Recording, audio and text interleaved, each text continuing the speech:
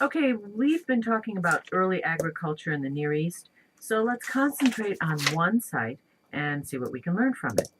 Let's look. Hi, Matthew. Oh, I'm glad you could come in today. At l.lhu.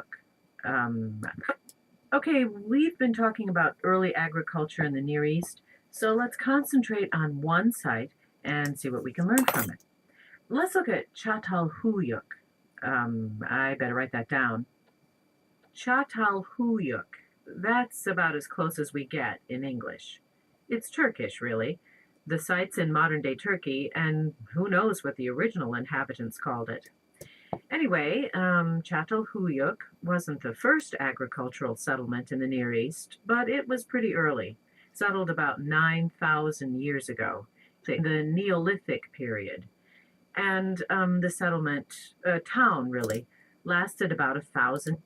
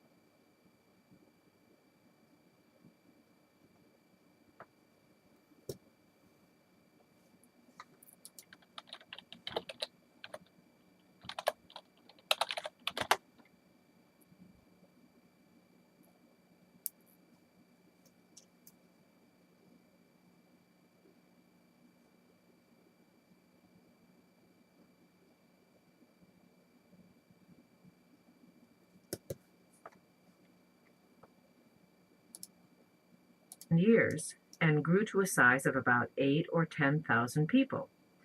That certainly makes it one of the largest towns in the world at that time. One of the things that makes a settlement of this size impressive is the time period. It's the Neolithic, remember, the late Stone Age. So the people that lived there had only stone tools, no metals. So everything they accomplished, like building this town, they did with just stone, plus wood, bricks, that sort of thing. But you got to remember that it wasn't just any stone they had obsidian. And obsidian is a black, volcanic, well, almost like glass. It flakes very nicely into really sharp points.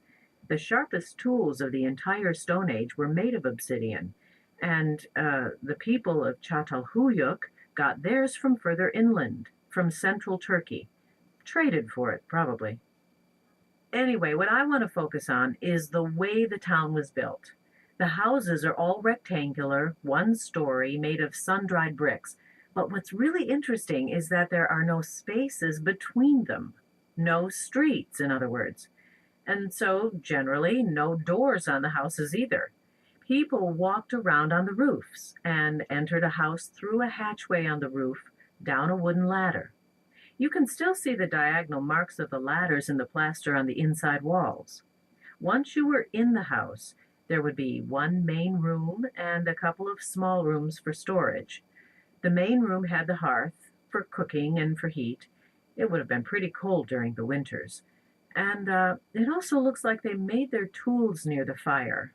There tends to be a lot of obsidian flakes and chips in the hearth ashes, but no chimney. The smoke just went out the same hatchway the people used for going in and out themselves. So there would have been an open fire inside the house, with only one hole in the roof to let the smoke out. You and I would have found it a bit too smoky in there. You can see on the walls, which they plastered and decorated with paintings, they ended up with a layer of black soot on them, and so did people's lungs. The bones found in the graves show a layer of soot on the inside of the ribs. And that's another unusual feature of Çatalhöyük, the burial sites. The graves have all been found under the houses, right under the floors. And it may be this burial custom that explains why the houses were packed in so tightly without streets.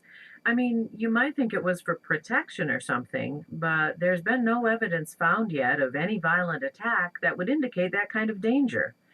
It may be they wanted to live as near as possible to their ancestors' graves. and be buried near them themselves. But it makes a good point. Based on excavations, we can know the layout of the houses and based on excavations themselves, near as possible to their ancestors' graves, and be buried near them themselves.